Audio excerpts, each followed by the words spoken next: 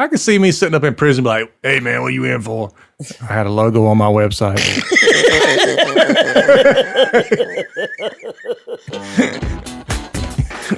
Oh, jeez. You're listening to the Help Me with HIPAA podcast, where HIPAA and humor collide to make learning fun. Your delightful hosts are Donna Grindle and David Sims. Relax. HIPAA help is on the way. Welcome to episode 348 of the Help Me with HIPAA podcast. My name is David Sims of HIPAA for MSPs, and joining me is Donna Grindle of Cardin. Good afternoon, Donna. What's up, David? I'm doing well. How about yourself? You know, trying to remain focused on the goal of Mondays. Just to get through them. Yeah. The goal of Monday is to get beyond it. Survive. So you attended the HIPAA Summit last week, and so we're going to be talking about some of the things that you learned, or was learned or confirmed. Yeah. You know, all those kind of things that you get when you do these.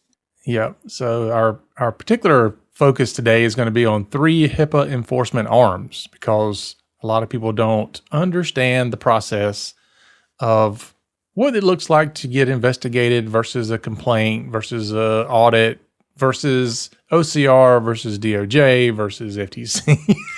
Yeah, we're gonna try to explain those, because the FTC made it pretty clear that they are paying attention, and to put that into context of the overall enforcement, I wanted to make sure I covered that, including what the new director said that I thought was interesting. And of course, there's others, but you know, we're recording this the week after the HIPAA Summit, but before I go to HIMSS. Mm-hmm. and it's coming out after I get back from him. So we've gotten way ahead because of my schedule. So who knows what'll be in the next episode? Yeah, no kidding. I was planning on covering some more HIPAA Summit stuff, but this is going to be a whole episode. I don't know what I'm going to put in the next one, but maybe we'll talk more HIPAA Summit stuff. There's some good stuff in there. Yeah, I'm sure it was very enlightening. You know, you were shooting me some messages during the whole thing, and I'm like, wow. So-and-so just said blah, blah, blah, blah. Yeah. Well, at this point, and you mentioned this when we talked, at this point, most of what you hear is confirmation of what we're already telling people. Yeah. Or what we're seeing and things like that. That's what most of it is, but there's always a few things that's like, ooh. Ooh, wait a minute. Yeah. Ooh, there's some things might be changing, but and we'll get into some of those today. But I do want to remind everybody, if you're interested in our PriSec boot camp, the Privacy and Security Boot Camp, 3.5-day in-person event in Louisville, Kentucky, coming up September 12, 13, 14, and 15. Ooh, if you can deal with us that many days in a row. You can find out more at prisecbootcamp.com. It will be amazing. Yeah, I'm real excited about it. Every time we talk to somebody else about it, we've got our speakers lined up. We've got a whole list of folks, people starting to sign up, and you know, we gave. I'm looking forward to it. I think this is going to be our 2.0 version of the HIPAA boot camp. Is going to be something. It'll be a spectacle. Guaranteed. We just don't know what kind. It'll be memorable. We can guarantee that. We're going with that. Yeah. Memories. Yeah. And if you want to know more about Donna and Cardin, go to cardinhq.com, and you can find me at HIPAA4MSPs.com. So, without further ado, thanks for our donors. And we need to say that the HIPAA segment is all about the entire show. Yeah. Today. That's it's right. all of it. It's the whole HIPAA Summit news, but probably not everything. We may come back and have a second episode of everything that was talked about in the summit. Yes. But most of the day is going to be for that. And then we want to transition over to our 4 or 5D tip of the week. Tip of the week. Tip of the week. Tip of the week to you. Oh, it is March, you know. Yeah, that's what we have to do tip of the week. Tip of the week. I mean, we've got to come up with our own little intro to this, like our HIPAA say was. So Yeah, we'll find something. that's your assignment, David. So everybody knows, you I'm heard on me it. say it. Every time we don't have something from this point forward, whose fault it is. It's like every other woman in my life laying blame on me. Somebody's got to. Because you ain't gonna. I accept no responsibility. What's the one you like? Colonel Clink? No, Schultz. I know nothing. Yeah, I see nothing. I wasn't even here today. Schultz. Anyway, our 405D tip of the week is we're giving you a link to the 405D Prepare, React, Recover Ransomware one-pager. Whew. I ain't lying. That's a lot of purrs. Purr. The good news is a lot of this stuff that gets created, we try to explain what you're supposed to do with it in a very few words. And this one, I didn't work on this one. But it's the same approach every time. Every healthcare organization, regardless of size, it is not how many patient records you have, it is that you have them. It is not the size or type of business that you are, it is that you are that makes you a target. So, the potential target for ransomware attacks. Preparing for, preventing, and recovering is paramount to patient safety, because we really do focus on the impact we see from cybersecurity attacks to patient safety, particularly ransomware. So follow these industry-tested best practices to ensure your organization is prepared for these attacks and can continue to keep patients safe in the event of an attack. That is the part most people skip. They worry about, we're not going to get hit, or if we do, we can recover. But there is a big freaking gap between discovering you were wrong about number one and finishing number two. That big gap is really missing for a lot of people. So it does a really good job. So it breaks it down into 3 sections. Before an attack, what you can do to prevent it or prepare for one. During an attack, what you can do, how do you react? The piece that most people are missing. And then recover, which is more than just restoring a freaking backup. I'm telling people, it's not that simple. So I would take it. I would recommend you take it.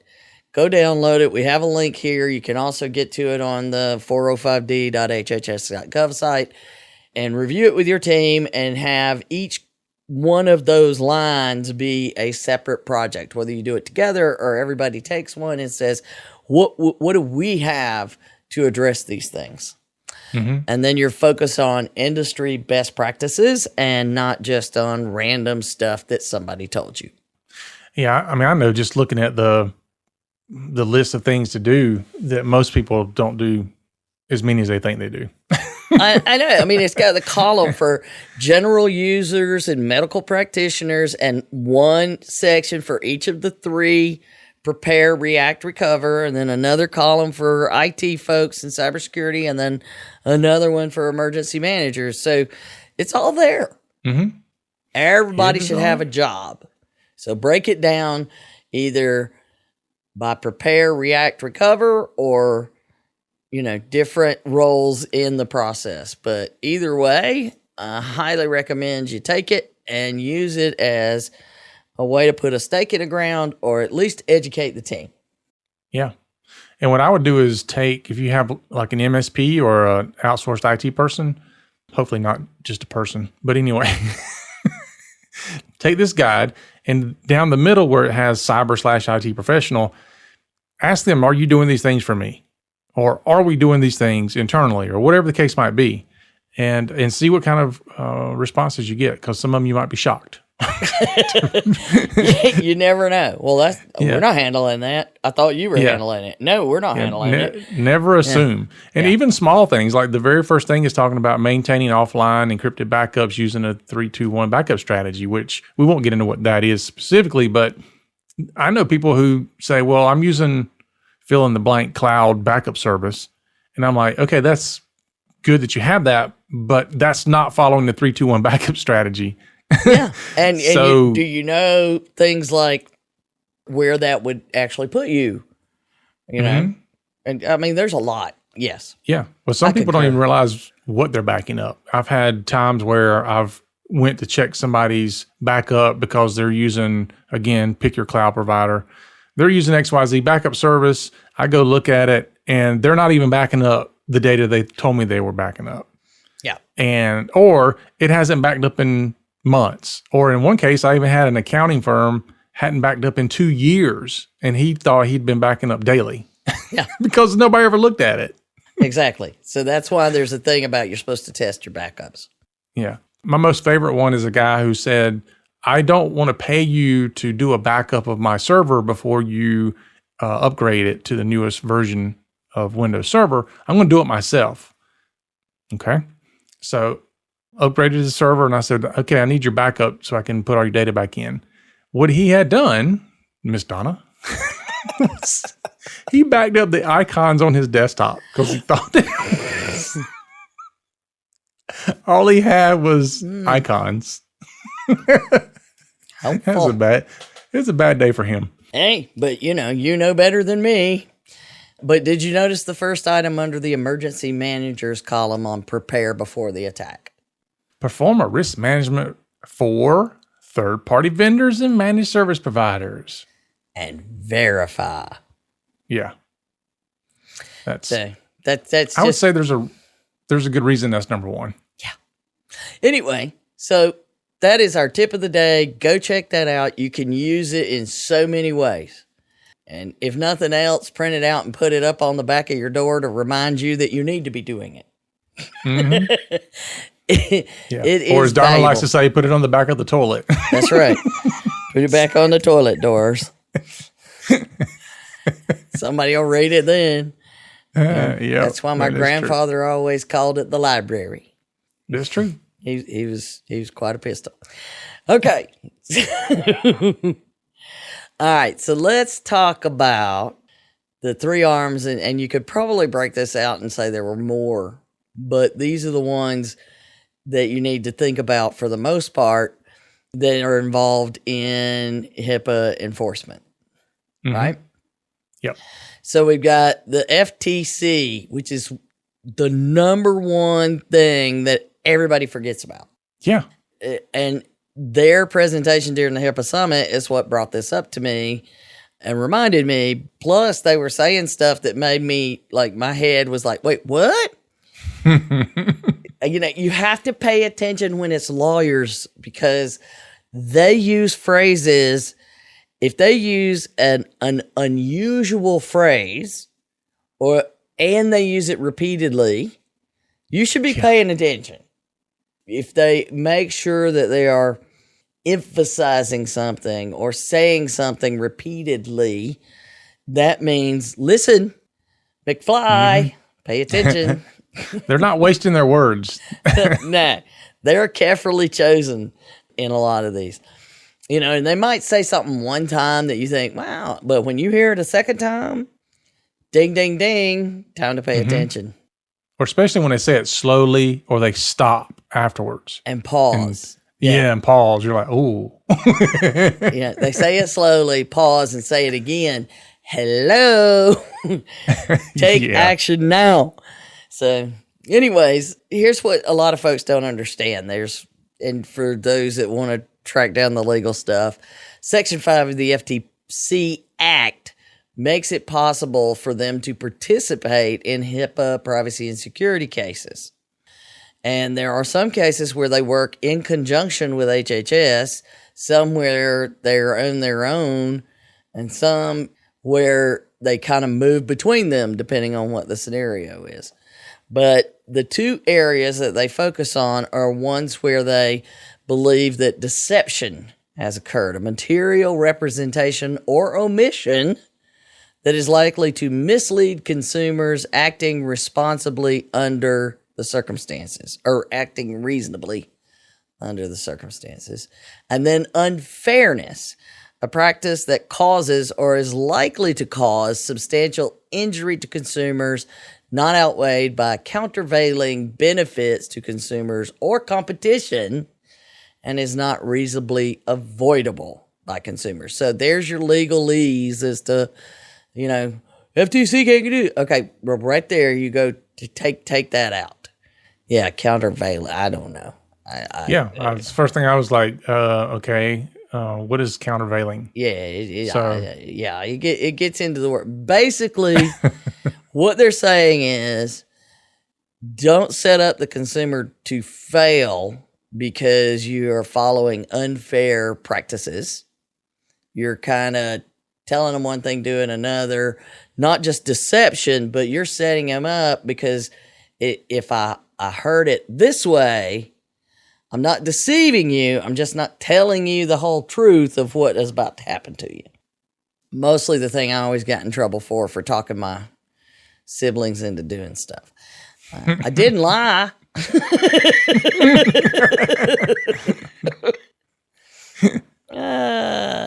I really thought it was true. Yeah, huh? Mm-hmm. So the FTC attorney, and these are generally attorneys that do these presentations from the regulation, the regulatory entities. They covered a few points that they hit specifically on. She said, if your privacy policy says you'll be doing something and then you don't do, that's considered, deception. And kind of like in your privacy standards, you say you will not share information, then you turn around and share it with Facebook, Google, and others, which is what's happening with a case with Flow Health. FLO Health. For those of you, Aunt Flo comes to visit. It's that kind of tracking tool. So, unique name. But anyway, they said they weren't going to do something. Turns out they did do it. Things are not going well for them. Also, it isn't just what you say, but also can involve what you fail to say to consumers. If you think by making a statement you're okay because you left something out, but I think the way she said it was, if you put yourself in the consumer's position and they find out something that you didn't say, would they be shocked? As a consumer, would you be shocked to find this out based on, I read this, I'm shocked to find this out? Basically, then you are failing to inform the consumers effectively. And then it also goes into business clients, or your, business to business. It's still a consumer, just a business consumer. And you could do things like claim that you're HIPAA compliant with the standards in the product that you're offering. And Henry Schein, this came up years ago. We covered it then. They said that their application met HIPAA standards, and then it turned out they had documentation from the vendor who was doing the back end encryption saying, yeah, this doesn't meet industry standards. No. So, oopsie. But there's a new one that hits on that same thing and totally missed this case, not for lack of trying, but we talked about it's just overwhelming how much is coming out that we should keep track of. But this was the FTC's case against SkyMed, which also explains why I would have missed it, because A, I got to do better monitoring FTC. There's not a ton of these, but when they come out, they're big. And B, it's not your average HIPAA kind of entity. Because what SkyMed did is do emergency travel services, like healthcare and travel kind of thing. And anyway, they failed to secure sensitive data. And this settlement, it was pretty interesting hearing about it. They left a whole database loaded with records unsecured on a cloud server. Wow. Yes. that's kind of what people would say. But here's the thing, how would you define what people say are security researchers? Probably white hat hackers. Yeah. I mean, they're out there looking around, trying to keep people out of trouble. Mm-hmm. Right. And if they find things that shouldn't be exposed, being exposed, they tell you. Yeah. Your fly's down. You're flying low. Horse is about to get out of the barn. Yeah. Well, you get one of those notifications, you should look. Yeah. So sure enough, they got one. A researcher called him and said, hey, got some stuff out there. Might want to not do that because it's health information. Mm-hmm. Well, first, they did that.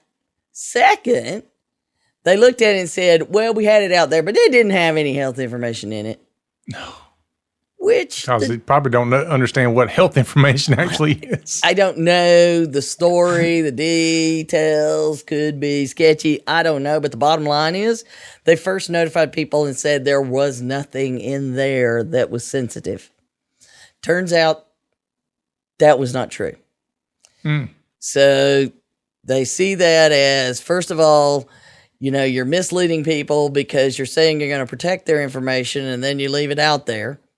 Then, I don't know whether this one falls under deception or unfairness or both by saying, hey, no sensitive data, no worries. So that's what got him at the front door. And under the settlement, when they did their investigation, they found those two, but they also brought up another thing. And it said they had a, quote, HIPAA compliant seal on its website, which falsely implied that its privacy policies had been reviewed and met HIPAA security and privacy requirements. Oh, do say more. Yeah, because we've mentioned this more than once, I would think.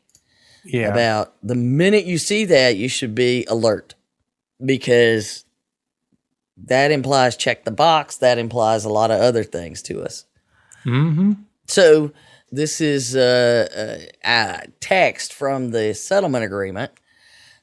Under the settlement, SkyMed must send a notice to affected customers detailing the information exposed by the data breach. Okay. That makes sense. You told them it wasn't. You better tell them now. Company must also implement a comprehensive information security program and obtain biennial assessments of this program by a third party. Okay. Makes sense. And then the last piece. The settlement also prohibits SkyMed from misrepresenting how it secures personal data, the circumstances of and response to a data breach, and whether the company has been endorsed by or participates in any government-sponsored privacy or security program. Oh, wow. Yeah. So that last little bit there. Huh. So you're a business owner, David. What would that tell you to do if you had one of those stickers on your website? I think I'd be getting anything off my site that says HIPAA certified, HIPAA verified, HIPAA whatever. HIPAA. Yeah, I would take them all off. I'd definitely go see my lawyer.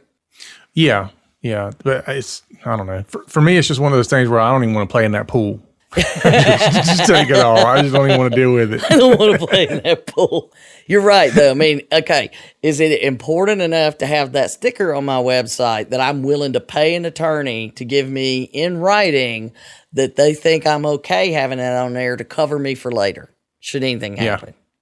Yeah. Right. And that's really what the question is do you think that is important enough to do that? Yeah. And are you willing to pay to fight it? Yeah. So the good news, most of us are going to go, I'm not going to pay for it. I'm not doing it. I'm going to get it off. But if you see it, that means you need to ask even more questions based on this information and this particular settlement that just came out last year. Based on this information, you should ask more questions than we ever did about what that means when you see one. Just for the fun of it, and because I can, I wanted to look up what seal they were using. And turns out it's a very generic seal that just says HIPAA compliance. Yeah. So it doesn't say HIPAA compliant or certified anything. It just says HIPAA compliance. That's it. Compliance. Which I mean, that's, you can tell the FTC is trying to send a message about that, I believe. Hey, paste that in our notes and we'll make a big sign around it that this is what SkyMed had. Yeah. Not what we are saying. But you can go look and not have to go out to the Wayback Machine like David just did to find it, because it is no longer there. So they just put something simple, and I've had people call me before saying, will you give me HIPAA compliant something to put on my website? And I'm like, no, I'm not taking on that liability, because there are no rules. There are no definitions. So I could just decide that you were HIPAA compliant. You could decide you're HIPAA compliant and slap that thing out there. Go ahead. Well, this goes beyond the website as well. So there's anything that you put out there. And you and I both have talked about this. You can literally be, quote unquote, compliant with everything you can possibly be compliant with in the morning and then violate it that afternoon. So I understand the reasoning behind these things and all that, but the actual truth is it is a snapshot of almost a split second in time. Right. Yeah. and it's worth nothing. Yeah. So it is something you should be very leery of. And the FTC, we've always said that. The FTC is now really saying it. Yeah. And they're not allowed to do it. Well, I'll get to it in just a second, because I got what the actual order tells them they have to do. But this gets into, again, what the lawyer said. And so I actually took the time myself to transcribe it, because I had to listen to the video, couldn't dump it into any of my tools. Here's what she said. Elisa Gilson, counsel to the Director, Bureau of Consumer Protection, Federal Trade Commission. So she, I think, would know what's going down. Yep. She said, important lesson here is you can't just slap up a HIPAA logo or an HHS logo to assure consumers you're taking privacy and security seriously. That made me go, wait, slap up? A lawyer just said you can't just slap up a logo? I'm listening. Consumers may take away a very different claim than what you intended to convey. That's a better way of saying what I was just saying. Yeah. And so she says, so if you're putting up a HIPAA compliant seal, consumers may be taking away from that you are in fact covered by HIPAA, and that you are in fact complying with HIPAA's requirements. So if you're a company that's not covered by HIPAA and you're not or you are not complying with HIPAA's requirements, then you should think very carefully. And I love how, because she said it like, you should think very carefully before deciding to slap up that reassuring seal on your website and other marketing materials. So not just your website, anywhere. So, wow. Yeah, to slap up, that tells you how much they think of it being there. Right. I mean, we did look up that in the legal definition of slap up. What did you find? It says to vicariously use ignorance to put a seal on your website or other marketing material. No, you know what? The alternative definition is to allow marketing to make commitments about your privacy and security program. That's what I think it means. Yeah. It's somebody else writing a check that your butt can't cash. There you go.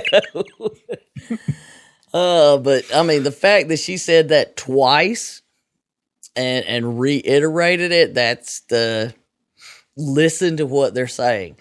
And so then here is what the settlement specifically said. And let me just tell you, there's a lot in this settlement, in the corrective action stuff. But it is ordered that blah, blah, blah, blah, whether acting directly or indirectly, i.e., if I'm sharing it, I'm not acting as them, but I'm sharing it, then I'm indirectly stating, I believe this, in connection with any product or service must not misrepresent in any manner expressly or by implication. Again, in other words, keep your mouth shut. don't even, wink and tell me this is what you're doing. Don't even try it. Okay, so first it says, to the extent which the respondent is a member of, adheres to, complies with, is certified by, is endorsed by, or otherwise participates in any privacy or security program sponsored by a government or any third party, including any self-regulatory or standard-setting organization. Wow. Yeah. I know a few companies that might want to rethink their business practices. I'm just saying, here it is. To the extent of any covered incident or unauthorized disclosure. So basically, this is hitting the piece about don't say you didn't disclose stuff when you did. That's a big no as well. And then item C, to the extent of any investigation and the results thereof, whether conducted by respondent, a governmental agency, or a third party into any covered incident or unauthorized disclosure, misuse, or blah, blah, blah, or compromise of this. Don't try to say crap didn't happen. So basically, they're hitting them on all these things that you better not misrepresent any product or service in any manner explicitly or by implication, directly or indirectly acting on their behalf. I'd stay away. And what I'm wondering about, and I didn't go into the rabbit hole on this because there was so much other stuff going on, is they may not even be a covered entity pulling this stuff. I mean, like, why would you? It sounds like they're not, based on what I'm seeing. The SkyMed, yeah. I mean, it literally on their website, they look like a ambulance service, jet, service, whatever. You fly people, whatever. Yeah, I'm sure they bill insurance. Yeah, but I can't exactly figure out what they're trying to sell, but it's emergency travel services. So maybe, they pick you up from somewhere. You had a heart attack in Mexico and they're flying you back to your doctor in the U.S. Maybe that's what it is. Something like that. Yeah, I mean, it's in that general area if you go look around on their website. But the bottom line here is they screwed up just with their advertising. And here's the big kicker I want everybody to understand about FTC enforcement of HIPAA. Privacy and security enforcement under the FTC. The corrective action plans that we talk about, how expensive it is for those 2 to 3 year corrective action plans with OCR. Mm-hmm. What did you read and gasp about, David? When you as I was reviewing the notes, as I was reviewing the notes, I looked at that and I was like, "Holy crap! 20-year corrective action plan." What the? I know people have served less time for murder. They are indeed on a 20-year corrective action plan for monitoring of their information security program. Man, I mean, honestly, boggles my mind. Mm-hmm. So don't get excited if you get a call from the FTC instead of HHS. I'd be getting excited. You know what I'd be doing? I'd be like, that's a scam call. I'm hanging up. Yeah, that always goes well, doesn't it? And then I'm going to my website and removing all those seals on any seal. I'm taking down a Microsoft seal, the Google seal. I'm taking around. I'm taking my own logo off my website. It's just a bare page. It's just going to be text. There's going to be no graphics. You'd be like, I don't do anything for anybody for any reason. That's my website. I'm out. Yeah. Okay, so that's one arm that we often forget about. And then the second one that most people realize, that's OCR. But what they don't understand is that OCR also can call in the DOJ. So the Department of Justice can take over from HHS. They can send a case over, and used to that never resulted, but it's changing. You know, they're like, this stuff's getting out of control. Everybody's upset about it. It keeps happening. So the DOJ is jumping on board when they review the cases now more often than they did before. Yeah, so, those are the guys that bring in the custom tailored orange jumpsuits. Yeah, you look good in orange, David. Goes with your gray. Yeah. Yeah, shout out to Doug about his quote about he recognized the older stuff because David looked different, not me. Thank you. Yeah. Thank you. Not a fan, Doug. Not a fan. Yeah. I could see me sitting up in prison like, hey, man, what you in for? I had a logo on my website.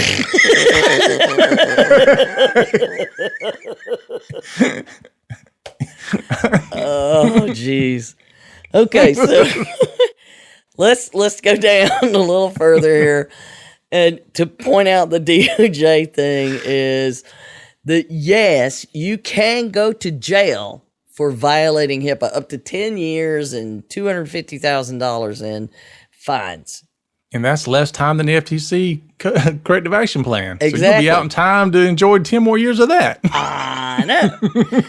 So the HHS OCR can truly decide, we're going to send this over to the DOJ, and the DOJ gets to decide if they're literally going to make a federal case out of it. You know? I use that term all the time around the house, don't you? Yeah. Don't make a federal case out of it. They can. So I heard it a lot growing up too. Don't make a federal case out of it. Back away. But. Okay, so if they refer it over, you know, that it's possible all three agencies could be at some point involved.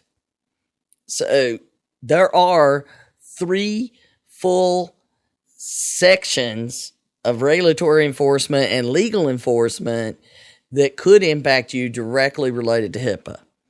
So the big thing, though, with OCR, which is very, very different than what everybody thinks that they understand based on these $1.5 million, I can't stand to hear that. Still, people claiming it. You know, and all these fines are horrible. I'm like, they're the least of your worries.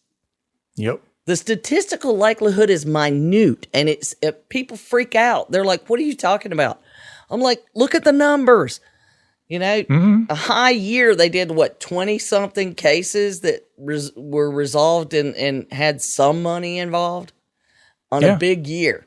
Yeah. Well, you know, that's like the whole audit thing. And I know we're going to get out in a minute, but yeah, that drives me nuts. The whole, you know, I'm getting audited. No.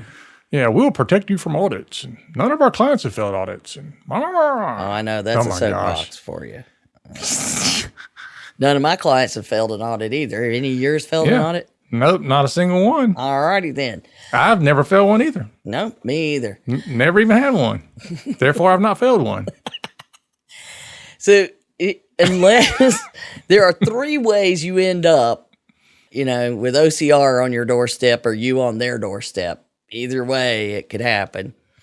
But it's really, really rare that we will learn, A, that you got there. The only ones we know that are actually definitely being investigated are the ones that have 500 or more patient breaches, and they end up on the portal that we've always in the past called the wall of shame, but now we're supposed to call it the breach portal. And just to be clear, it doesn't mean that less than 500 means you're not going to be investigated. No. 500 or more means you definitely are investigated. So those are the only ones that we definitely know are being investigated, the ones that show up on that report. Smaller ones can be reported, and for one reason or another, you get investigated. Yeah, but they don't make it to the portal, the wall of shame. No, they don't.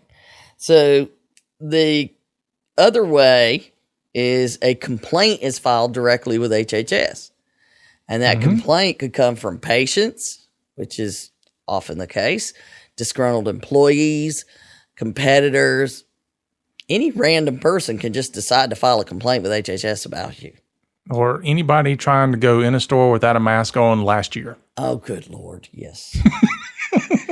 Or anybody that their employer asked them if they'd been vaccinated. I mean, if they could find it, because if they did not spell HIPAA properly, they would not have found the place. I have a true story for you. Not that I often tell fake stories, but I know a travel agent who has to ask about vaccinations because depending on where the person wants to travel to, they need to know that. Yeah. And so the travel agent says to this couple, like, I need to know the status of your vaccination. They're like, HIPAA? Oh, God, that comedian. She's like, well, HIPAA doesn't apply to me. However, if you want to go on vacation, I need to know this. Otherwise, figure it out on your own. Yeah. Yeah, because some places, you don't get to tell everybody what to do. Yeah. Other countries write their own laws. Yeah, she's like, I don't care if you are or are not, but I have to know if I'm putting you on a plane that requires it or a boat that requires it or whatever, so I can prepare you for that. We can deal with it. But there's so many people that will blow right by. Yep. I understand it. And then get to the door and go, I'm not, and you better let me in. You just went through 15 different questionnaires telling you, do you understand this? And you said yes every time. Mm-hmm. So it's the same thing. And that's how we end up with our OCR people having to filter through all of that stuff that says, does it apply, doesn't apply, but they have to receive them. They have to look at them. And if it looks like there could be an actual violation of any sort, like HIPAA applies, this would be falling under HIPAA, then they need to do further review. So they get rid of all of the bad ones first in the sorting bin. But it is not uncommon to have disgruntled employees, competitors, other folks, and sometimes it is a disgruntled employee or competitor, and they are pointing out an actual violation that gets investigated. So it's not like they just toss them all out. And it can also be a vendor. Yes. Because I have known IT vendors who have not, let's say they've not liked the fact that somebody did not want to implement some security that they needed to be compliant. They thought that they needed because they don't get to decide. That's true. They file a complaint. They're like, no, this person clearly does not care, so I'm filing a complaint. Now, whether it's justified or not, I don't know. But the complaint still hits somebody's desk. Yep. So you've got those, and those complaints are in the 20-something thousand, 30,000 every single year. And then the third way OCR could look at it is the random audit program that was added under high tech. The problem with this, and this is why we never talk about audits. Mm-hmm. As far as OCR is concerned, you don't get a HIPAA audit. We talk about auditing your logs. We talk about auditing your policies and procedures, all of those things, but not an OCR audit. There were only 2 phases of audits. I don't know 200 and something people ever out of the entire industry were audited.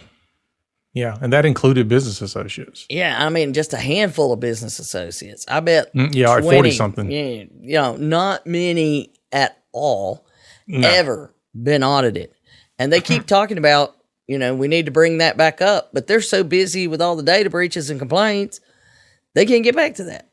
The only reason they done this, and of course you can correct me if I'm wrong, like I know you will, but the only reason they really done this was to see whether or not desk audits could be done during this time frame. It was like a trial run. Is this going to work or not work? Well, and there's also the fact that it is specified as a thing in high tech, which is why they brought it out when they did. I think they did them in 2012 and 2016 or something like that. Yeah. But that's why we don't talk about OCR audits. So anybody tells you they've been audited by the OCR, you're going to need more info. Yeah. You're going to need, because there's no such thing. I mean, there's 200 healthcare providers in my little small town. So we're talking about that many nationwide. Yeah. that actually got audited. So, yeah. So let's be clear. We don't talk about audits. We only talk about what we found in the audit phases that we went through. And now those are so old, there's no sense in bringing those up. Yeah. So really, you're more likely to be hit by lightning. Yeah. Yeah, you're more likely to be hit by lightning. So really you get down to there's a breach or a complaint. That gets you in the loop. They cull out all the obvious knots. Then there could possibly be a violation, and they look at it and they decide, on that intake, they can at that point refer it to DOJ. DOJ looks at it. They could refer it back to HHS to go back into their loop. So don't forget that's going on. So depending on what's been included in the complaint and the details of the complaint, they could say, it's possible there could be a violation here, but we've looked into the information provided. It just doesn't look like it. We've called them, we've talked to them, and they determine not to investigate, or they provide technical assistance. And then they do an actual investigation. That's the final way. And that is where they start asking you for information. This is the first time you get to the point where they're really asking for details to confirm your program. So how far down that path did we have to go? So technical assistance is not the same technical assistance that I would be given as an IT provider. No. No, Okay. It's not. So it's not like they're going to come in and help configure your firewall. Nah. So they have there's no violation even after they did it. So you could have, and again, we'll have no idea that even occurred. That'll just be something that came in either through a data breach or a complaint, and we don't know. They just decide there's no violation. And I can tell you, I know of at least one client that's gone through that process twice with the same patient complaining twice to get to no violation, and it was all about access to medical records. So don't forget that when you look at these numbers, it's not, privacy is a huge, huge part of it. The data breaches can even be broken down between privacy and security. So you can't make an assumption that any of these numbers have to do with the technical piece, as you mentioned. The technical pieces could be other things.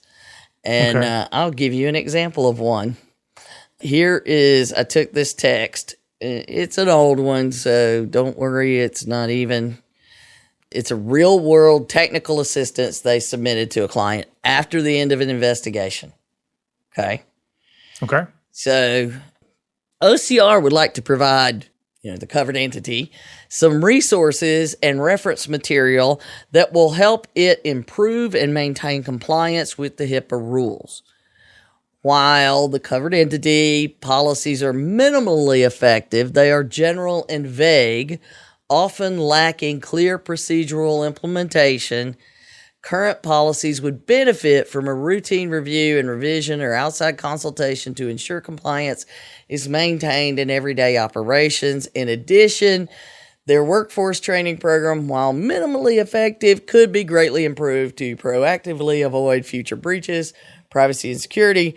The following links provide comprehensive HIPAA guidance published by HHS OCR for covered entities such as yourself. Please use this reference to ensure compliance. Feel free, share it with your workforce. And then it's just got all the links from HHS. So basically they're doing what we do every week here. Absolutely. They're just giving you resources. Exactly. So that is that, just because it said technical assistance, that's what it was right there. Now, granted, they were able to reply, guess what? We hired Carden. And it was like, okay, you brought in that third party. What?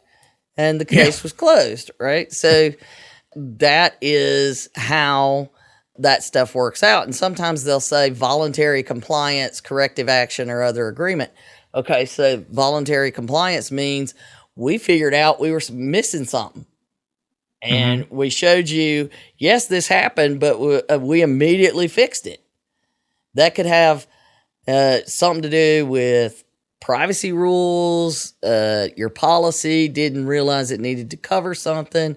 There's a huge litany of reasons that people can have a solid program and not realize this specific scenario wasn't detailed enough. And so they make a change right away.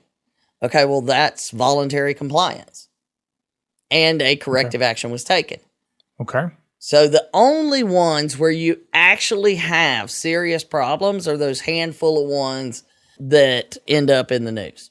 All right. So I've got two specific questions, if I can remember them both. One of them is, if somebody files a complaint against my business, will OCR look at my entire HIPAA program? Probably not. Not unless there's ample evidence that means they got to dig deep. They're going to look at that one item for the most part. But if something, they turn over a leaf, they'll, as they say, go where the evidence takes them. Right. So they could start asking, but no, if you've got that part nailed down, they're good. They're not going to look at everything. Okay.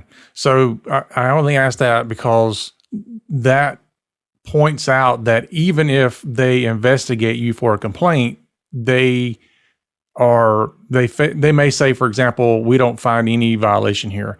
They're not saying your HIPAA program is good. No, they're just saying in this case, you're good to go. Right. They're just looking at the complaint. So their scope is limited to the complaint unless something else takes them somewhere else. Yeah. So like the example I gave you about the same patient, two different complaints. It's a long story. People need medication sometimes. But that case, the only thing they looked at was that specific patient and that specific patient request and how that was handled. Okay. That's it. And then my second one, and we don't talk about audits much, but my second question is there such a thing as a pass or fail of an audit? No. Even when they did the audits, the actual audit program, what they did was they came out. Now, apparently there were a few serious issues found, and those were sent over to consider for an investigation like a complaint or a data breach. But we still don't know anything about. We've never heard if they investigated those. We don't know. We've never heard one come to a settlement of any sort, so we have no idea. And then the other thing they did is after they were over, they released and replied to people and gave them back, this is what we think your compliance effort is. And the effort in your program could be improved. We think you're here and you should be here. That's it. Okay. No pass or fail. No pass or fail. Okay. No. I'm just wondering because, I've seen people out there say, like we were saying earlier, none of my clients has ever failed an audit. Or all my clients have passed an audit when there's no such thing as either one. Okay. No. So, yeah, like I said, you and I could both claim that if we wanted to, but that gets back to the FTC ruling. I'm staying away from that crap. I'm not going to play that. It's an integrity thing for me too. Indeed. All right. And then you have a special note here? Yes, I do. Because back to what the lawyers say when our new OCR director, Lisa Pino, she just got in the job. She'd been in it 5 months. And based on all the stuff they're doing, her head's still spinning. I think I saw it go 2 or 3 loops while she was trying to talk. But she released on the day of her speech a blog post that covered a good bit of what she covered in her speech. But here is that lawyer part that we should pay attention to. Listen closely. This is from the blog, the way she stated in the blog, and it was almost verbatim in her speech. All too often, we see that risk analyses only cover the electronic health record. I cannot underscore enough the importance of enterprise-wide risk analysis. Risk management strategies need to be comprehensive in scope.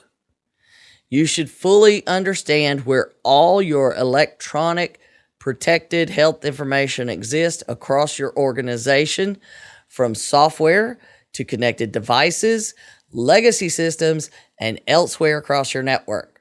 If you haven't looked, this is the very important part. If you haven't looked at your risk management policies and procedures recently to prevent or mitigate these concerns, now is the time to do so. Which I read as, we going to be looking for this. Well, she's the first OCR director we've ever had with a background investigating cybersecurity issues. Oh. Oh. You also didn't see anything in there using the word HIPAA. No. She didn't say that. No. And again, even the FTC, everybody's more using the phrases privacy and security. Mm-hmm. Like, oh, I don't know, PriceSec. Yeah. We got to get there. PriceSec, man. PriceSec. Yeah. That way, when somebody says, "Are you vaccinated?" you can be like, "PriceSec."